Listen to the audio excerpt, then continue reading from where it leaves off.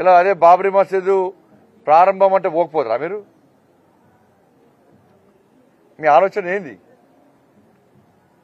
కాబట్టి మంచిగా జరిగేటువంటి కార్యక్రమాన్ని, రాజకీయాలకు అతీతంగా జరిగే కార్యక్రమాన్ని, ఒక ధార్మిక కార్యక్రమాన్ని వివాదాస్పదం చేసి ప్రజల లోపల అయోమయం సృష్టించే ప్రయత్నం చేస్తే దాన్ని ప్రజలు హర్షించారు.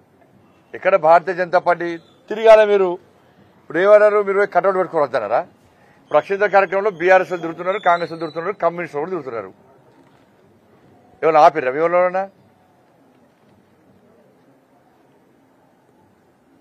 ఇవాళ కాంగ్రెస్ అధినాయకత్వాన్ని ఆ ట్రస్ట్ వాళ్ళు పిలిచిరు కదా ప్రాంత పరిచయ కార్యక్రమానికి. ఎందుకు పోలే? కూడా పిలవలేదంటారు. పిలిచి ఎందుకు పోతలేరు? ప్రధానమంత్రి గారు ఒక గౌరవ ప్రధానమంత్రి హోదాలో కార్యక్రమంలో పాల్గొంటున్నారు, పోతున్నారు. తప్పేంది అలా? మీరు కూల్చేటోళ్ళు, మేము నిర్మించేటోళ్ళం. అది గుర్తుంచుకోండి. మీరు కూల్చేటోళ్ళు, మేము నిర్మించేటోళ్ళం. కాబట్టి కేసీఆర్ చెప్తున్నా మళ్ళా అసలు మీ అయ్యగా భద్రాద్రి రామాలయానికి తలంరావుడు తీసుకోపోలేని స్థితిలో ఉన్నాడు. అసలు దానికి సమాధానం చెప్పు. వేములవాడ దేవస్థానానికి పైసలు ఇస్తాడు, 100-500 కోట్లు ఇస్తాడు, ఏడవేండు. కొండగట్టును అభివృద్ధి చేస్తానని పైసలు ఇస్తాడు, ఏడవేండు. ధర్మవరికి పైసలు ఇస్తాడు, ఏడవేండు.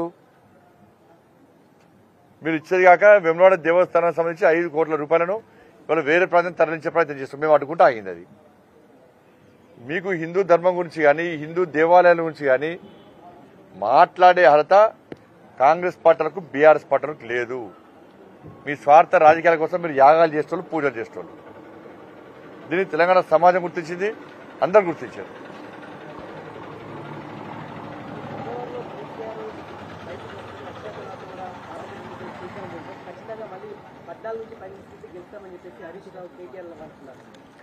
బయటికి వస్తేనే పడుచుకోవాలి, లోపల ఉండి పడుచుకోండి. కేసీఆర్ గురించి వాళ్ళు మాట్లాడుస్తారు. ఎలా చెప్పు. కేసీఆర్ జనం మర్చిపోయారు. బయట తిరిగితే ఎన్ని గెలిచినాయి? కేసీఆర్ బయట లోపల కేసీఆర్ గురించి పట్టించుకునే వ్యక్తులు లేరు. ఇవాళ బీఆర్ఎస్ పార్టీ తెలంగాణ గురించి మాట్లాడే అర్హత కోల్పోయింది. వాళ్ళ పార్టీ నుంచే తెలంగాణ అనే పదాన్ని తొలగించినటువంటి పార్టీ బీఆర్ఎస్ పార్టీ. జాతీయ పార్టీ అన్నారు, ముంబైలో పోటీ చేస్తామన్నారు. అసలు జాతీయ పార్టీ, ప్రాంతీయ పార్టీ ఇప్పటి స్పష్టత లేదు వాళ్ళకి.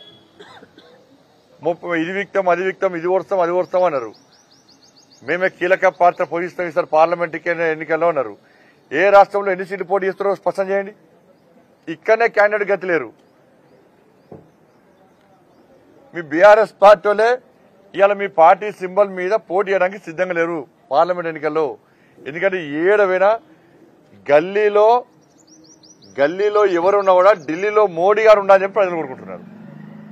గల్లీలో ఎవరున్నా కూడా ప్రస్తుత పరిస్థితిలో ఢిల్లీలో మోడీ గారు ఉండాలని చెప్పి ప్రజలు కోరుకుంటున్నారు. అన్ని పార్టీల నాయకులు కోరుకుంటున్నారు. మళ్లీ అప్పీల్ చేస్తున్న కాంగ్రెస్, బీఆర్ఎస్ పార్టీ నాయకులకు మళ్లీ అప్పీల్ చేస్తున్నా. ఢిల్లీలో తిరిగి ఏర్పడేది నరేంద్ర మోడీ గారి ప్రభుత్వం. ఇక్కడ ఎక్కువ సంఖ్యలో భారతీయ జనతా పార్టీకి సంబంధించిన పార్లమెంట్ సభ్యులు గెలిస్తే ఎక్కువ నిధులు వస్తాయి. మనం తెలంగాణ రాష్ట్రాన్ని అభివృద్ధి చేసుకోవాలి. బీజేపీ కార్యకర్తలైనా, బీఆర్ఎస్ పార్టీ కార్యకర్తలైనా, కాంగ్రెస్ పార్టీ కార్యకర్తలైనా అసెంబ్లీ ఎన్నికలు అయిపోయినాయి, ప్రజలు తీర్పిచ్చారు. దాన్ని శిరస వహిస్తాం వెళ్ళం కూడా, ప్రజాస్వామ్య వల్ల మేము. కాబట్టి ఇప్పుడు పార్లమెంట్ ఎన్నికల్లో బీజేపీ పార్లమెంట్ సభ్యులు గెలిస్తే ఎక్కువ నిధులు వస్తాయి. ఇదే అక్కడ తిరిగి ఏర్పడేది మోడీ గారి ప్రభుత్వం క్లారిటీ ఉంది అలా. ఒకటి పగలు పట్టింపులు ఇవన్నీ పోకుండా అన్ని పార్టీల కార్యకర్తలు ప్రజలకు ఆలోచిస్తున్నటువంటి ఆలోచనకు అనుగుణంగా మీరు జెండాలు పక్కకు పెట్టండి. భారతీయ జనతా పార్టీ గెలిస్తే ఇవాళ మనకు నిధులు వస్తాయి, మన తెలంగాణ రాష్ట్రం అభివృద్ధి చేస్తుంది. ఇట్లా ఆలోచించాలని చెప్పి కోరుతా ఉన్నాను నేను. బీఆర్ఎస్ లేనేలేదే, బీఆర్ఎస్ ఏడు చెప్పరాదు. ఇప్పుడు బీఆర్ఎస్ సింబల్ మీద ఎంపీగా పోటీ చేయడానికి ఎవరైనా సిద్ధంగా ఉన్నారా? 17 మంది పేర్లను 24 hours అనౌన్స్ చేయమని చెప్పండి. మా దాంట్లో పోటీ ఉంది, వాళ్ళ పోటీ లేదు.